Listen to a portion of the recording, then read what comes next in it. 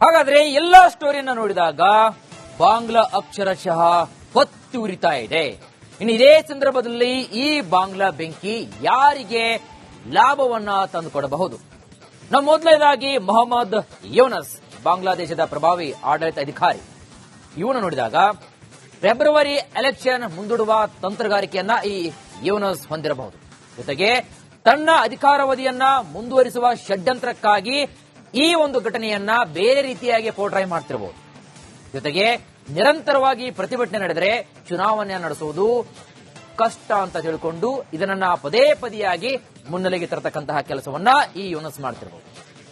ಇನ್ನು ಹಿಂದೂಗಳ ಹತ್ಯೆ ಷಡ್ಯಂತ್ರ ಅಂತ ಬಿಂಬಿಸುವುದು. ಹಿಂದೂಗಳನ್ನ ನಾವು ಹತ್ಯೆ ಮಾಡಿಲ್ಲ, ಬೇರೆ ಕಾಣದ ಕೈಗಳು, ಬೇರೆ ಥರ್ಡ್ ಪಾರ್ಟಿ ಈ ಒಂದು ಕೆಲಸವನ್ನ ಮಾಡಿರಬಹುದು ಅಂತಕ್ಕಂತಹ ಷಡ್ಯಂತ್ರವನ್ನ ಬಿಂಬಿಸುವುದು. ಹಾಗಾಗಿ ಮತ್ತಷ್ಟು ದಿನ ತಾನು ಅಧಿಕಾರದಲ್ಲಿ ಉಳಿಯುವ ಸಲುವಾಗಿ ಈ ರೀತಿಯಾಗಿರತಕ್ಕಂತಹ ಎಲ್ಲ ಒಂದು ಪ್ಲಾನ್ಗಳನ್ನ ಮಾಡಿಕೊಂಡಿರಬಹುದು ಈ ಮೊಹಮ್ಮದ್ ಯೂನಸ್. ಇನ್ನು ವಿದ್ಯಾರ್ಥಿ ನಾಯಕರು ಅಂತ ಬಂದಾಗ ಇವರಿಗೆ ಯಾವ ರೀತಿಯಾಗಿ ಲಾಭ ಆಗಬಹುದು? ಸದ್ಯ ಬಾಂಗ್ಲಾದೇಶದಲ್ಲಿ, ಅದರಲ್ಲೂ ಪ್ರಮುಖವಾಗಿ ಬಾಂಗ್ಲಾದೇಶದ ಈ ಘಟನೆಯಲ್ಲಿ ರಾಜಕೀಯಕ್ಕೆ ಎಂಟ್ರಿ ಕೊಡಲಿಕ್ಕೆ, ರಾಜಕೀಯದಲ್ಲಿ ನೆಲೆಯನ್ನ ಕಂಡುಕೊಳ್ಳಲು ಯತ್ನ ಮಾಡುವವರಿಗೆ ಇದೊಂದು ಒಳ್ಳೆಯ ಅವಕಾಶ ಅಂತ ತಿಳ್ಕೊಳ್ತಾರೆ. ಅಂದ್ರೆ ಬೆಂಕಿಯಲ್ಲಿ ತಮ್ಮ ಬೇಳೆಯನ್ನ ಬೇಯಿಸಿಕೊಳ್ಳುವುದು. ಇನ್ನು ನೇಪಾಳದ ರೀತಿಯಾಗಿ ಯುವಕರು ಪಕ್ಷವನ್ನ ಕಟ್ಟಬಹುದು.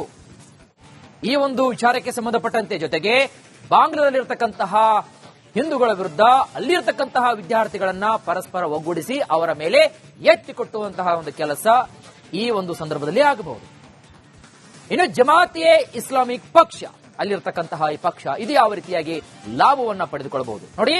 ಇಸ್ಲಾಮಿಕ್ ದೇಶವನ್ನ ಸಂಪೂರ್ಣವಾಗಿ ಸ್ಥಾಪಿಸತಕ್ಕಂತಹ ಗುರಿಯನ್ನ ಹೊಂದಿರಬಹುದು ಈ ಪಕ್ಷ.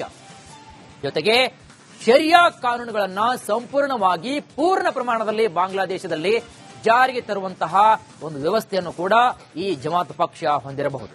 ಜೊತೆಗೆ ಈ ಒಂದು ಬೆಂಕಿ ಹಿಂದೆ, ಈಗೇನು ದಂಗೆ ನಡೀತಾ ಇದೆಯಲ್ಲ, ಈ ದಂಗೆ ಹಿಂದೆ ಈ ಪಕ್ಷ ಇದೆ ಅಂತಕ್ಕಂತಹ ಬಲವಾದ ಆರೋಪವನ್ನ ಮಾಡೋದ್ರ ಮುಖಾಂತರ ತನ್ನ ಒಂದು ಹಿತದೃಷ್ಟಿಯನ್ನ ಸಾಧಿಸಿಕೊಳ್ಳಬಹುದು. ಇನ್ನು ಪರಮ ಪಾಪಿ ದರಿದ್ರ ಪಾಕಿಸ್ತಾನ ಯಾವ ರೀತಿಯಾಗಿ ಬೇಳೆಯನ್ನ ಬೇಯಿಸಿಕೊಳ್ಳಬಹುದು ಅಂತ ನೋಡಿದಾಗ ನೋಡಿ, ಭಾರತದ ವಿರುದ್ಧ ದಾಳಿಗೆ ಬಾಂಗ್ಲಾದೇಶಕ್ಕೆ ಪ್ರಚೋದನೆಯನ್ನ ಕೊಡಬಹುದು. ಅಂದ್ರೆ ಬೆಂಕಿ ಎತ್ತಿ ಉರಿತಿರಬೇಕಾದ್ರೆ ಮತ್ತಷ್ಟು ತುಪ್ಪವನ್ನ ಸುರಿಸತಕ್ಕಂತಹ ಕೆಲಸ ಇಲ್ಲಿ ಪಾಕಿಸ್ತಾನ ಮಾಡಬಹುದು. ಜೊತೆಗೆ ಭಾರತದ ಪೂರ್ವ ಗಡಿಯನ್ನ ಅತ್ಯಂತ ಹಿಂಸಾತ್ಮಕವಾಗಿಸುವುದು, ನಿರಂತರವಾಗಿ ಬೆಂಕಿಯನ್ನ ಅಲ್ಲಿ ಆರಿಸ್ಬಿಡದೇ ಇರೋದು, ನಿರಂತರವಾಗಿ ಇಲ್ಲಿ ಬೆಂಕಿ ಹೊತ್ತಿ ಉರಿತಾನೆ ಇರಬೇಕು, ಆ ಕೆಲಸವನ್ನ ಪಾಕಿಸ್ತಾನ ಕೂಡ ಮಾಡಬಹುದು. ಜೊತೆಗೆ ಪಾಕ್ ಮತ್ತು ಬಾಂಗ್ಲಾ ಗಡಿಯಿಂದ ದಾಳಿಯನ್ನ ನಿರಂತರವಾಗಿ ರೂಪಿಸಿತು. ಇದು ಪಾಕಿಸ್ತಾನದ ಪ್ಲಾನ್ ಇರಬಹುದು ಅಂತಕ್ಕಂಥ ಮಾಹಿತಿ ಇದೆ. ಇನ್ನು ಜೊತೆಗೆ ಜಗತ್ತಿನ ದೊಡ್ಡ ರಾಷ್ಟ್ರ ಅಂತ ಭ್ರಮೆಯಲ್ಲಿರತಕ್ಕಂತಹ ಅಮೆರಿಕ ಯಾವ ರೀತಿಯಾಗಿ ಪ್ಲಾನ್ ಮಾಡಿಕೊಂಡಿರಬಹುದು ನೋಡಿ. ಭಾರತ ಮತ್ತು ಬಾಂಗ್ಲಾ ಕದನದಿಂದ ಅಮೆರಿಕಕ್ಕೆ ಲಾಭವಾಗುತ್ತೆ.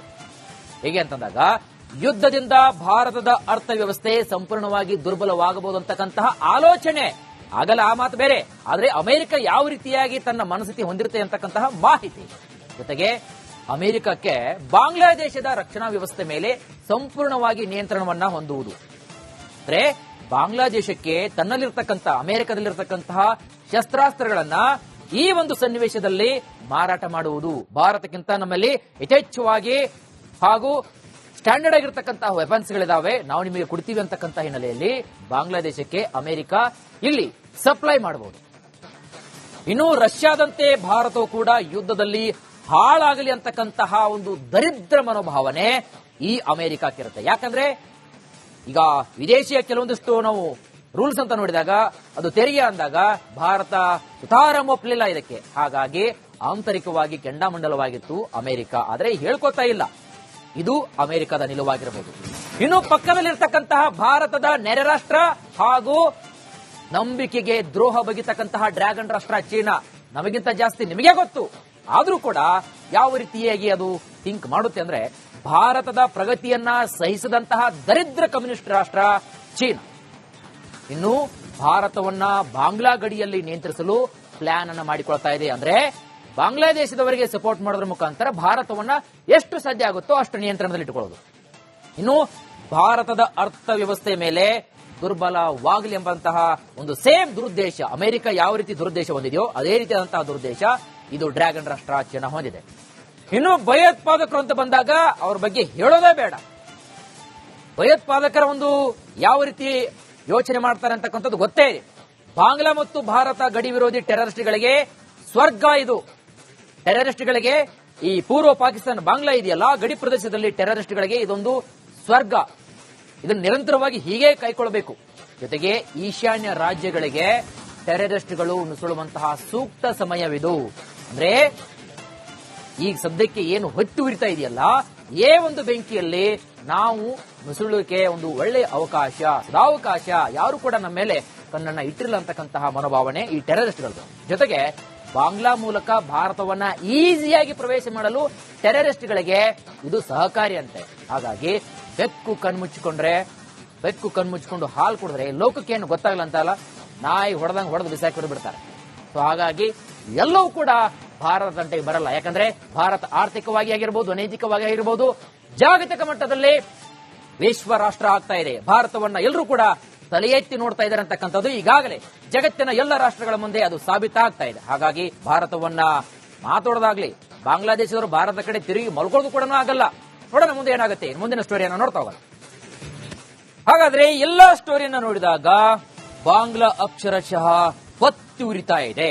ಇನ್ನು ಇದೇ ಸಂದರ್ಭದಲ್ಲಿ ಈ ಬಾಂಗ್ಲಾ ಬೆಂಕಿ ಯಾರಿಗೆ ಲಾಭವನ್ನ ತಂದುಕೊಡಬಹುದು? ನಮ್ಮ ಮೊದಲನೇದಾಗಿ ಮೊಹಮ್ಮದ್ ಯೂನಸ್, ಬಾಂಗ್ಲಾದೇಶದ ಪ್ರಭಾವಿ ಆಡಳಿತ ಅಧಿಕಾರಿ. ಇವನು ನೋಡಿದಾಗ ಫೆಬ್ರವರಿ ಎಲೆಕ್ಷನ್ ಮುಂದೂಡುವ ತಂತ್ರಗಾರಿಕೆಯನ್ನ ಈ ಯೂನಸ್ ಹೊಂದಿರಬಹುದು. ಜೊತೆಗೆ ತನ್ನ ಅಧಿಕಾರಾವಧಿಯನ್ನ ಮುಂದುವರಿಸುವ ಷಡ್ಯಂತ್ರಕ್ಕಾಗಿ ಈ ಒಂದು ಘಟನೆಯನ್ನ ಬೇರೆ ರೀತಿಯಾಗಿ ಪೋರ್ಟ್ರೈ ಮಾಡ್ತಿರಬಹುದು. ಜೊತೆಗೆ ನಿರಂತರವಾಗಿ ಪ್ರತಿಭಟನೆ ನಡೆದರೆ ಚುನಾವಣೆ ನಡೆಸುವುದು ಕಷ್ಟ ಅಂತ ಹೇಳಿಕೊಂಡು ಇದನ್ನ ಪದೇ ಪದೇಯಾಗಿ ಮುನ್ನೆಲೆಗೆ ತರತಕ್ಕಂತಹ ಕೆಲಸವನ್ನ ಈ ಯೂನಸ್ ಮಾಡ್ತಿರಬಹುದು. ಇನ್ನು ಹಿಂದೂಗಳ ಹತ್ಯೆ ಷಡ್ಯಂತ್ರ ಅಂತ ಬಿಂಬಿಸುವುದು. ಹಿಂದೂಗಳನ್ನ ನಾವು ಹತ್ಯೆ ಮಾಡಿಲ್ಲ, ಬೇರೆ ಕಾಣದ ಕೈಗಳು, ಬೇರೆ ಥರ್ಡ್ ಪಾರ್ಟಿ ಈ ಒಂದು ಕೆಲಸವನ್ನ ಮಾಡಿರಬಹುದು ಅಂತಕ್ಕಂತಹ ಷಡ್ಯಂತ್ರವನ್ನ ಬಿಂಬಿಸುವುದು. ಹಾಗಾಗಿ ಮತ್ತಷ್ಟು ದಿನ ತಾನು ಅಧಿಕಾರದಲ್ಲಿ ಉಳಿಯುವ ಸಲುವಾಗಿ ಈ ರೀತಿಯಾಗಿರತಕ್ಕಂತಹ ಎಲ್ಲ ಒಂದು ಪ್ಲಾನ್ಗಳನ್ನ ಮಾಡಿಕೊಂಡಿರಬಹುದು ಈ ಮೊಹಮ್ಮದ್ ಯೂನಸ್. ಇನ್ನು ವಿದ್ಯಾರ್ಥಿ ನಾಯಕರು ಅಂತ ಬಂದಾಗ ಇವರಿಗೆ ಯಾವ ರೀತಿಯಾಗಿ ಲಾಭ ಆಗಬಹುದು? ಸದ್ಯ ಬಾಂಗ್ಲಾದೇಶದಲ್ಲಿ, ಅದರಲ್ಲೂ ಪ್ರಮುಖವಾಗಿ ಬಾಂಗ್ಲಾದೇಶದ ಈ ಘಟನೆಯಲ್ಲಿ ರಾಜಕೀಯಕ್ಕೆ ಎಂಟ್ರಿ ಕೊಡ್ಲಿಕ್ಕೆ, ರಾಜಕೀಯದಲ್ಲಿ ನೆಲೆಯನ್ನ ಕಂಡುಕೊಳ್ಳಲು ಯತ್ನ ಮಾಡುವವರಿಗೆ ಇದೊಂದು ಒಳ್ಳೆಯ ಅವಕಾಶ ಅಂತ ತಿಳ್ಕೊಳ್ತಾರೆ. ಅಂದ್ರೆ ಬೆಂಕಿಯಲ್ಲಿ ತಮ್ಮ ಬೇಳೆಯನ್ನ ಬೇಯಿಸಿಕೊಳ್ಳುವುದು. ಇನ್ನು ನೇಪಾಳದ ರೀತಿಯಾಗಿ ಯುವಕರು ಪಕ್ಷವನ್ನ ಕಟ್ಟಬಹುದು. ಈ ಒಂದು ವಿಚಾರಕ್ಕೆ ಸಂಬಂಧಪಟ್ಟಂತೆ ಜೊತೆಗೆ ಬಾಂಗ್ಲಾದಲ್ಲಿರತಕ್ಕಂತಹ ಹಿಂದೂಗಳ ವಿರುದ್ಧ ಅಲ್ಲಿರತಕ್ಕಂತಹ ವಿದ್ಯಾರ್ಥಿಗಳನ್ನ ಪರಸ್ಪರ ಒಗ್ಗೂಡಿಸಿ ಅವರ ಮೇಲೆ ಎತ್ತಿಕೊಟ್ಟುವಂತಹ ಒಂದು ಕೆಲಸ ಈ ಒಂದು ಸಂದರ್ಭದಲ್ಲಿ ಆಗಬಹುದು. ಇನ್ನು ಜಮಾತೆ ಇಸ್ಲಾಮಿಕ್ ಪಕ್ಷ, ಅಲ್ಲಿರತಕ್ಕಂತಹ ಈ ಪಕ್ಷ ಇದು ಯಾವ ರೀತಿಯಾಗಿ ಲಾಭವನ್ನ ಪಡೆದುಕೊಳ್ಳಬಹುದು ನೋಡಿ. ಇಸ್ಲಾಮಿಕ್ ದೇಶವನ್ನ ಸಂಪೂರ್ಣವಾಗಿ ಸ್ಥಾಪಿಸತಕ್ಕಂತಹ ಗುರಿಯನ್ನ ಹೊಂದಿರಬಹುದು ಈ ಪಕ್ಷ. ಜೊತೆಗೆ ಶರಿಯಾ ಕಾನೂನುಗಳನ್ನ ಸಂಪೂರ್ಣವಾಗಿ ಪೂರ್ಣ ಪ್ರಮಾಣದಲ್ಲಿ ಬಾಂಗ್ಲಾದೇಶದಲ್ಲಿ ಜಾರಿಗೆ ತರುವಂತಹ ಒಂದು ವ್ಯವಸ್ಥೆಯನ್ನು ಕೂಡ ಈ ಜಮಾತ್ ಪಕ್ಷ ಹೊಂದಿರಬಹುದು. ಜೊತೆಗೆ ಈ ಒಂದು ಬೆಂಕಿ ಹಿಂದೆ, ಈಗೇನು ದಂಗೆ ನಡೀತಾ ಇದೆಯಲ್ಲ, ಈ ದಂಗೆ ಹಿಂದೆ ಈ ಪಕ್ಷ ಇದೆ ಅಂತಕ್ಕಂತಹ ಬಲವಾದ ಆರೋಪವನ್ನ ಮಾಡೋದ್ರ ಮುಖಾಂತರ ತನ್ನ ಒಂದು ಹಿತದೃಷ್ಟಿಯನ್ನ ಸಾಧಿಸಿಕೊಳ್ಳಬಹುದು. ಇನ್ನು ಪರಮ ಪಾಪಿ ದರಿದ್ರ ಪಾಕಿಸ್ತಾನ ಯಾವ ರೀತಿಯಾಗಿ ಬೇಳೆಯನ್ನ ಬೇಯಿಸಿಕೊಳ್ಳಬಹುದು ಅಂತ ನೋಡಿದಾಗ ನೋಡಿ, ಭಾರತದ ವಿರುದ್ಧ ದಾಳಿಗೆ ಬಾಂಗ್ಲಾದೇಶಕ್ಕೆ ಪ್ರಚೋದನೆಯನ್ನ ಕೊಡಬಹುದು. ಅಂದ್ರೆ ಬೆಂಕಿ ಹಚ್ಚಿ ಉರಿತಿರಬೇಕಾದ್ರೆ ಮತ್ತಷ್ಟು ತುಪ್ಪವನ್ನ ತುರಿಸತಕ್ಕಂತಹ ಕೆಲಸ ಇಲ್ಲಿ ಪಾಕಿಸ್ತಾನ ಮಾಡಬಹುದು. ಜೊತೆಗೆ ಭಾರತದ ಪೂರ್ವ ಗಡಿಯನ್ನ ಅತ್ಯಂತ ಹಿಂಸಾತ್ಮಕವಾಗಿಸುವುದು, ನಿರಂತರವಾಗಿ ಬೆಂಕಿಯನ್ನ ಅಲ್ಲಿ ಆರಿಸ್ಬಿಡದೇ ಇರೋದು, ನಿರಂತರವಾಗಿ ಅಲ್ಲಿ ಬೆಂಕಿ ಹೊತ್ತಿ ಉರಿತಾನೆ ಇರಬೇಕು, ಆ ಕೆಲಸವನ್ನು ಪಾಕಿಸ್ತಾನ ಕೂಡ ಮಾಡಬಹುದು.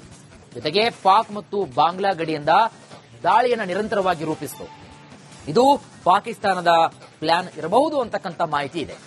ಇನ್ನು ಜೊತೆಗೆ ಜಗತ್ತಿನ ದೊಡ್ಡ ರಾಷ್ಟ್ರ ಅಂತ ಭ್ರಮೆಯಲ್ಲಿರತಕ್ಕಂತಹ ಅಮೆರಿಕ ಯಾವ ರೀತಿಯಾಗಿ ಪ್ಲಾನ್ ಮಾಡಿಕೊಂಡಿರಬಹುದು ನೋಡಿ. ಭಾರತ ಮತ್ತು ಬಾಂಗ್ಲಾ ಕದನದಿಂದ ಅಮೆರಿಕಕ್ಕೆ ಲಾಭವಾಗುತ್ತೆ. ಹೇಗೆ ಅಂತಂದಾಗ ಯುದ್ಧದಿಂದ ಭಾರತದ ಅರ್ಥವ್ಯವಸ್ಥೆ ಸಂಪೂರ್ಣವಾಗಿ ದುರ್ಬಲವಾಗಬಹುದು ಅಂತಕ್ಕಂತಹ ಆಲೋಚನೆ ಆಗಲ್ಲ, ಆ ಮಾತು ಬೇರೆ. ಆದ್ರೆ ಅಮೆರಿಕ ಯಾವ ರೀತಿಯಾಗಿ ತನ್ನ ಮನಸ್ಥಿತಿ ಹೊಂದಿರುತ್ತೆ ಅಂತಕ್ಕಂತಹ ಮಾಹಿತಿ.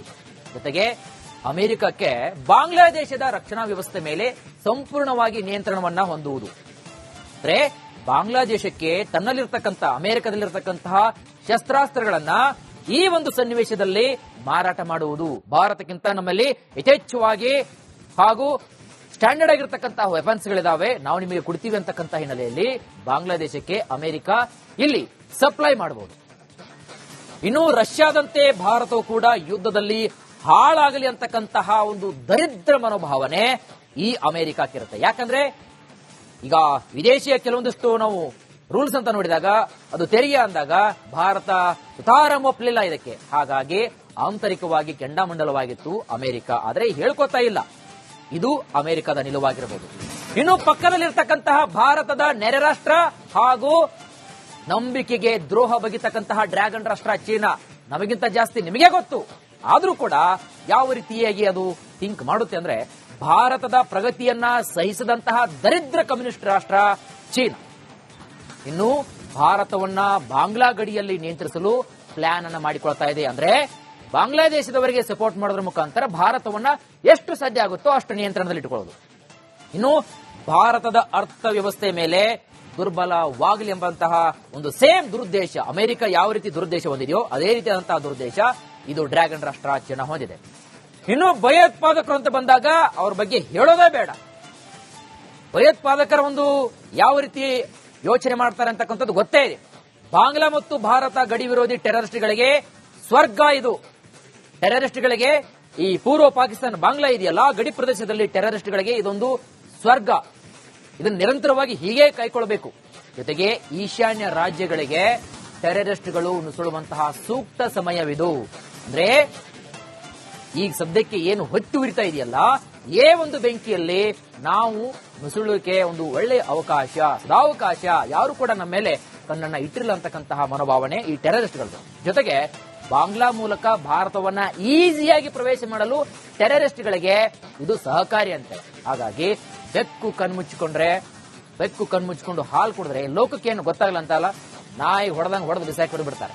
ಸೊ ಹಾಗಾಗಿ ಎಲ್ಲವೂ ಕೂಡ ಭಾರತ ತಂಟೆಗೆ ಬರಲ್ಲ. ಯಾಕಂದ್ರೆ ಭಾರತ ಆರ್ಥಿಕವಾಗಿ ಆಗಿರಬಹುದು, ನೈತಿಕವಾಗಿ ಆಗಿರಬಹುದು, ಜಾಗತಿಕ ಮಟ್ಟದಲ್ಲಿ ವಿಶ್ವ ರಾಷ್ಟ್ರ ಆಗ್ತಾ ಇದೆ. ಭಾರತವನ್ನ ಎಲ್ಲರೂ ಕೂಡ ತಲೆ ಎತ್ತಿ ನೋಡ್ತಾ ಇದ್ದಾರೆ ಅಂತಕ್ಕಂಥದ್ದು ಈಗಾಗಲೇ ಜಗತ್ತಿನ ಎಲ್ಲ ರಾಷ್ಟ್ರಗಳ ಮುಂದೆ ಅದು ಸಾಬೀತಾಗ್ತಾ ಇದೆ. ಹಾಗಾಗಿ ಭಾರತವನ್ನ ಮಾತಾಡೋದಾಗ್ಲಿ, ಬಾಂಗ್ಲಾದೇಶದವರು ಭಾರತದ ಕಡೆ ತಿರುಗಿ ಮಲ್ಕೊಳ್ಳೋದು ಕೂಡ ಆಗಲ್ಲ. ನೋಡೋಣ ಮುಂದೆ ಏನಾಗುತ್ತೆ. ಮುಂದಿನ ಸ್ಟೋರಿಯನ್ನು